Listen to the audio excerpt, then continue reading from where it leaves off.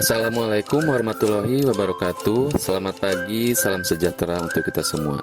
Pada kesempatan kali ini saya akan mencoba memaparkan tugas pendidikan guru penggerak, yaitu koneksi antar materi, kesimpulan dan refleksi modul 1.1.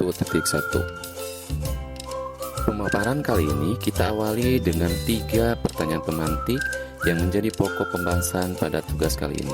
Pertanyaan yang pertama adalah, apa yang Anda percaya tentang murid dan pembelajaran di kelas sebelum Anda mempelajari modul 1.1? Kemudian pertanyaan kedua, apa yang berubah dari pemikiran atau perilaku Anda setelah mempelajari modul ini? Kemudian pertanyaan yang ketiga, apa yang dapat segera Anda terapkan lebih baik agar kelas Anda mencerminkan pemikiran Ki Hajar Dewantara? Sebelum saya menginjak inti permasalahan pada tugas ini, tidak ada salahnya saya mengingatkan tentang pemikiran dan filosofi Ki Hajar Dewantara. Yang pertama adalah menuntun segala kodrat anak serta disesuaikan dengan kodrat alam dan kodrat zaman. Sebagaimana kita ketahui bahwa Ki Hajar Dewantara memberikan pemikirannya tentang dasar-dasar pendidikan. Menurut beliau bahwa pendidikan bertujuan untuk menuntun segala kodrat yang ada pada anak-anak agar mereka dapat mencapai keselamatan dan kebahagiaan yang setinggi-tingginya dengan memperhatikan kodrat alam dan kodrat zaman. Kodrat alam di sini berkaitan dengan sifat dan bentuk lingkungan di mana anak berada.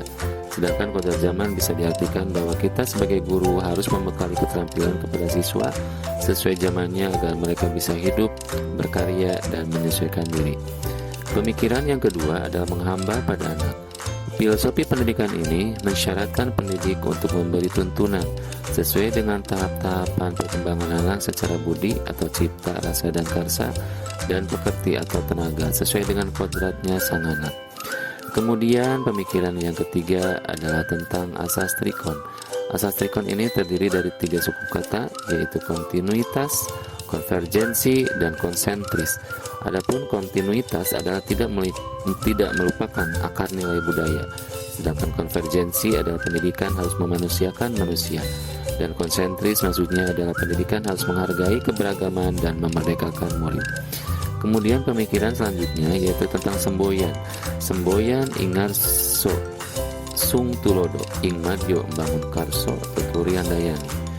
Hal terpenting yang harus dilakukan seorang guru adalah menghormati dan memperlakukan anak dengan sebaik-baiknya sesuai kodratnya, melayani mereka dengan setulus hati, memberikan teladan, membangun semangat, dan memberikan dorongan bagi tumbuh kembangnya anak.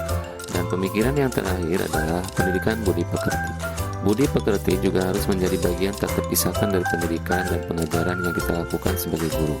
Guru harus senantiasa memberikan teladan yang baik bagi siswa-siswanya dalam mengembangkan budi pekerti. Untuk pertanyaan pemantik yang pertama, apa yang Anda percaya tentang murid dan pembelajaran di kelas sebelum Anda mempelajari modul 1.1? Berikut ini akan saya paparkan tentang kondisi murid dan pembelajaran di kelas sebelum saya mempelajari modul 1.1 dan mengimplementasikannya di kelas. Yang pertama adalah anak didik kurang bersemangat dalam mengikuti kegiatan pembelajaran. Kemudian yang kedua, anak didik kurang termotivasi untuk bertanya dalam pembelajaran. Kemudian yang ketiga, belum sepenuhnya anak didik dalam setiap evaluasi mendapatkan nilai di atas KKM atau KBM. Belum terbangunnya kesadaran dalam diri anak didik terkait menjaga kebersihan kelas dan lingkungan sekolah. Belum semua anak menguasai perangkat TIK. Pembelajaran belum sepenuhnya student center learning tetapi masih teacher center learning. Kemudian belum digunakannya unsur nilai sosial budaya daerah dalam kegiatan pembelajaran. Kemudian yang kedelapan, implementasi kegiatan permainan dalam kegiatan pembelajaran masih kurang. Dan kesembilan, penggunaan media dalam kegiatan pembelajaran masih kurang. Dan yang terakhir, kurang variatifnya penggunaan metode dan model pembelajaran yang digunakan di kelas. Untuk pertanyaan pemantik kedua, yaitu apa yang berubah dari pemikiran atau perilaku Anda setelah mempelajari modul? Setelah mempelajari modul, saya secara pribadi mendapatkan ilmu dan wawasan yang sangat luas tentang pemikiran-pemikiran dan filosofi Ki Hajar Dewantara, dan secara tidak langsung telah merubah pemikiran saya akan tugas saya sebagai seorang guru. Berikut adalah pemaparannya. Yang pertama adalah pentingnya merubah konsep pembelajaran yang tadinya teacher center learning menjadi student center learning. Kemudian yang kedua, perlunya merubah model dan metode pembelajaran yang berpusat pada anak didik. Kemudian yang ketiga, pentingnya menerapkan keteladanan guru dalam membentuk budi pekerti anak didik. Kemudian yang keempat, pentingnya permainan dalam pembelajaran sebagai bagian pemenuhan kodrat anak, yaitu bermain. Kemudian yang kelima, penguatan profil pelajar Pancasila dalam pembelajaran yang dilaksanakan secara konsisten bisa memberikan pengaruh positif terhadap anak didik. Kemudian yang keenam, pentingnya menerapkan nilai-nilai luhur sosial budaya lokal daerah dalam pembelajaran terhadap anak didik. Kemudian ketujuh, pentingnya menyajikan pembelajaran yang menyesuaikan dengan perkembangan zaman dan tetap waspada dengan efek negatif yang menyertainya. Sedangkan pertanyaan pemantik ketiga adalah, apa yang dapat segera Anda terapkan lebih baik agar kelas Anda mencerminkan pemikiran Ki Hajar Dewantara? Berikut akan saya paparkan tentang strategi yang mencerminkan pemikiran Ki Hajar Dewantara yang saya terapkan di kelas. Yang pertama adalah merubah diri menjadi sosok yang dapat dijadikan teladan bagi anak didik. Kemudian yang kedua, membuat kesepakatan kelas bersama sebagai bentuk komitmen dan penanaman tanggung jawab atas kesepakatan yang telah dibuat. Yang ketiga, menyajikan materi dengan memasukkan unsur permainan sebagai bentuk pemenuhan kodrat anak, yaitu bermain. Keempat, menyajikan unsur sosial budaya daerah pada kegiatan pembelajaran. Yang kelima, menyajikan kegiatan pembelajaran dengan mengimplementasikan keterampilan abad 21 di dalamnya. Kemudian yang keenam, menggunakan media pembelajaran yang menarik dan menyajikan pembelajaran secara kontekstual. Ketujuh, menggunakan model dan metode pembelajaran yang student centered learning.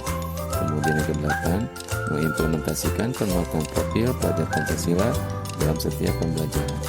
Yang kesembilan, penggunaan teknologi informasi dan komunikasi dalam kegiatan pembelajaran seperti penggunaan HP, laptop, dan internet sebagai media pembelajaran agar anak didik bisa mengikuti perkembangan zaman dan tentu saja dengan pengawasan yang ketat dan terukur. Kemudian yang terakhir, nomor 10, pelaksanaan kegiatan yang dapat membentuk budi pekerti luhur anak didik. Berdasarkan pemaparan sebelumnya, maka untuk modul 1.1 dapat disimpulkan bahwa tugas guru adalah menuntun, bukan menuntut. Sudah menjadi keharusan seorang guru dapat menuntun segala kodrat yang dimiliki oleh anak tanpa melupakan nilai-nilai luhur sosial budaya daerahnya, dengan memperhatikan kodrat alam dan kodrat zamannya. Anak seperti kertas yang di dalamnya sudah ada tulisan samar-samar. Tugas kita menebalkannya, menebalkan tulisan samar-samar tersebut sampai tulisan tersebut bisa terbaca dengan jelas. Adapun noda yang ada di kertas sebisa mungkin kita hapus, walaupun tidak terhapus sepenuhnya, minimal bisa menyamarkan noda dalam kertas tersebut. Jadilah guru yang bisa memberikan siswa kita kemerdekaan, kemerdekaan yang sesungguhnya, kemerdekaan untuk belajar, kemerdekaan untuk mengembangkan diri, kemerdekaan untuk mengaktualisasikan diri, kemerdekaan untuk bisa tersenyum dan mendapatkan kebahagiaan baik lahir dan batinnya, dan yang terakhir, kemerdekaan untuk menjadi sosok yang bermanfaat bagi dirinya, bagi masyarakat, dan bagi bangsa dan negara. Sebagai penutup, saya akan mempersembahkan satu buah pantun. Jalan-jalan ke Papua, melihat burung darat cendrawasih. Semoga bermanfaat untuk kita semua. Cukup sekian dan terima kasih. Wabillahi taufiq wal hidayah. Wassalamualaikum warahmatullahi wabarakatuh.